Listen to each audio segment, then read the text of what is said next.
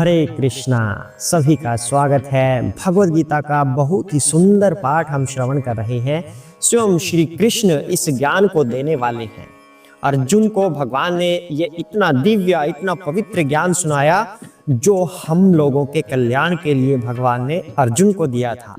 अर्जुन को एक निमित्त बनाया गया था ताकि कलयुग के लोगों के लिए ये भगवत गीता कल्याणकारी हो सके, इसलिए भगवान ने इस गीत को गाया है।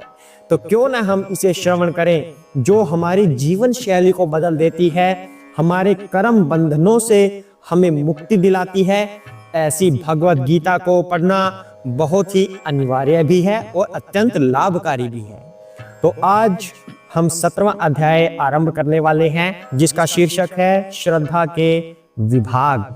अभी तक भगवान ने जो 16वां अध्याय था उसमें बताया था कि दैवी स्वभाव क्या होता है, आसुरी स्वभाव क्या होता है, कौन व्यक्ति इसी जगत में रहेगा, कौन पाताल लोक तक जाएगा और कौन भगवत धाम जाने के योग्य है। वो सब गुण भगवान ने हमें 16वें अध्याय में बताए थे।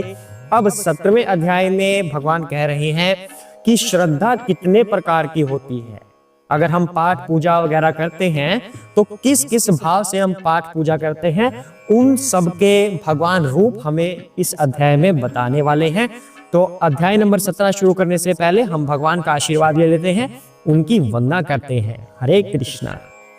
ओम ज्ञानतिमिरान्धस्य ज्ञानाञ्जनशलाकया चक्षुरुन्मीलितं येन तस्मै श्री गुरुवे नमः। श्री कृष्ण चैतन्य प्रभु नित्यानंद श्री अद्वैत गदाधर श्रीवासादि गौर भक्त वृंदा। हरे कृष्णा कृष्ण कृष्ण हरे हरे, हरे राम राम राम हरे हरे। हरे कृष्णा। आइए पाठ को बढ़ाते हैं, आरंभ करते हैं अध्याय 17 श्रद्धा के विभाग। अर्जुनोवाच ये शास्त्र विधिमुत्सृज्य यजन्ते श्रद्धयान्विताः तेषां निष्ठा तु का कृष्ण सा तवामाहुरजः तमः। हरे कृष्णा। अर्जुन ने कहा, हे कृष्ण, जो लोग शास्त्र के नियमों का पालन न करके अपनी कल्पना के अनुसार पूजा करते हैं, उनकी स्थिति कौन सी है? वे सतोगुणी हैं, रजोगुणी हैं या फिर तमोगुणी हैं? तो भगवान इसमें बताएंगे अब अर्जुन को, जो अर्जुन ने प्रश्न पूछा है। अर्जुन प्रश्न पूछ रहे हैं कि जो लोग शास्त्र के नियमों का पालन नहीं करते, अपने ही ढंग से पूजा पाठ करते हैं, तो वो कैसे करते हैं पूजा पाठ? उनके अंदर कौन सा गुण होता है? अब जैसे प्रकृति के 3 गुण हमने सुने हैं भगवान से कि प्रकृति के 3 गुण कौन कौन से होते हैं? रजोगुण, सतोगुण और तमोगुण। जो व्यक्ति भगवान की आराधना में रहता है, देवताओं की पूजा करता है, सब कुछ अच्छा करता है, सतोगुणी होता है। जो अपनी भौतिक इच्छाओं को पूर्ण करने में लगा रहता है, वह रजोगुणी होता है। और जो गुस्सा करता है, मतलब क्रोध करता है, नींद में रहता है, आलसी होता है, वो तमोगुणी होता है। अब इसी तरह इन तीनों गुणों का प्रभाव भक्ति में भी होता है। अब आप ये कह सकते हैं कि इनके बारे में पहले एक्सप्लेन हो तो चुका है, ये फिर से कैसे आ गए? पहले इनके बारे में ये वर्णन हुआ था कि ये तीनों गुण क्या होते हैं और प्रकृति से जब ये हमें मिलते हैं तो इनका स्वभाव कैसा होता है। अब इन तीनों गुणों का प्रभाव भक्ति में कैसा होता है, अर्जुन ये प्रश्न पूछ रहे हैं। अब इसका एक उदाहरण ऐसे ले लेते हैं। तो एक स्त्री आई, उन्होंने बोला प्रभु जी को, प्रभु जी आप हरे कृष्णा वाले हैं ना? प्रभु जी कहते हाँ, हम हरे कृष्णा वाले हैं। तो कहते प्रभु जी हम भी भक्त हैं, हम भी कृष्ण भक्त हैं। प्रभु जी कहते वाह, ये तो बहुत अच्छी बात है, आप कृष्ण भक्त हैं। कैसे हैं बताइए, जरा थोड़ा सा बताइए हमें। कहते हमारे घर में लड्डू गोपाल हैं। तो अच्छा, लड्डू गोपाल हैं। प्रभु जी ने बोला फिर तो आप सभी नियमों का पालन करते होंगे, अगर लड्डू गोपाल आपके घर में है। तो सोच में पड़ गई स्त्री, कहती नियम, ये नियम क्या है? नियम कौन सा? प्रभु जी कहते वही नियम कि हमें गलत चीजें नहीं खानी, हमें मदिरा नहीं पीनी, मांस भक्षण नहीं करना, जुआ नहीं खेलना, गलत रिलेशंस में नहीं रहना, इस तरह के। कहते नहीं, ऐसे तो कोई नियम नहीं है, अब तो हमारा गोपाल बड़ा हो गया ना, अब तो वो सब कुछ खा लेता है, प्याज लहसुन वगैरह भी हम बना लेते हैं, कोई ऐसी दिक्कत वाली बात नहीं है, बड़ा हो गया गोपाल, खा लेता है सब कुछ। तो अब ये क्या बात हुई? अब इससे देखिए आप कि लड्डू गोपाल तो हमने घर में रख लिए, पर उनके कुछ नियम होते हैं। क्या हम उन नियमों पर चल रहे हैं? क्या प्याज लहसुन का भोग लड्डू गोपाल को लग सकता है? अगर तुलसी का पत्र भगवान के भोग के अंदर नहीं है तो क्या वो भोग स्वीकार्य होगा? क्या आप पूर्ण रूप से शुद्ध होकर लड्डू गोपाल को टच करते हैं, उनका भोग बनाना, उनको भोग देना? अब लड्डू गोपाल को एक उसमें झूले में बिठाकर हम ले तो जाते हैं, कहीं पे भी जाएंगे घूमने, हाँ हमारा लड्डू गोपाल है, पर चलते हुए क्या आप सभी नियमों का पालन कर रहे हैं? कि लड्डू गोपाल अगर आपके साथ में है तो आपको कौन कौन से नियमों का पालन करना चाहिए?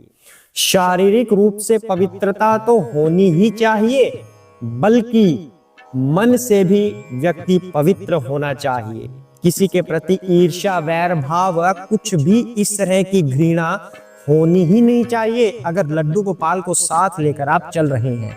पर अगर आप लड्डू गोपाल को साथ में लिए हुए हैं, मंदिर गए हैं और मंदिर में क्या कर रहे हैं, एक लाइन लगी है भक्तों की, चुपके से उसे तोड़कर आगे से निकलकर पूजा अपनी कंप्लीट कर देते हैं, तो ये क्या बात हुई? लड्डू गोपाल तो देख रहे हैं, चीटिंग कर रहे हो आप। और दूसरे भक्त जो लाइन में खड़े हैं, उनका हृदय कैसे दुख रहा होगा कि ये लाइन तोड़कर आगे से चुपके से पूजा करके चले गए और ऐसे तो हमारा नंबर आएगा ही नहीं। तो लड्डू गोपाल को तो आपने रख लिया, पर नियमों पर आप चल नहीं रहे। वही यहाँ पर अर्जुन पूछ रहे हैं, जो शास्त्रों के नियमों का पालन नहीं करते और वैसे पूजा पद्धति में लगे हैं, तो उनकी क्या स्थिति है भगवान? वो सतोगुणी है, रजोगुणी है, तमोगुणी है। अब देख लीजिए, अगर लड्डू गोपाल को हमें अपने साथ रखना है तो नियमों पर चलना होगा। किसी के प्रति मन में कोई वैर भाव नहीं रखना, बिल्कुल पवित्र शुद्ध मन होना चाहिए, शुद्ध शरीर भी होना चाहिए, भोग भी शुद्ध होना चाहिए। और जो जो नियम हमें अपनाने हैं, गलत कार्य नहीं करने, शास्त्रों में बताया गया है कि हमें मदिरा नहीं पीनी, मांस नहीं खाना, ठीक है, नॉन वेज तो खाना ही नहीं है बिल्कुल भी, और गलत रिलेशंस में नहीं रहना।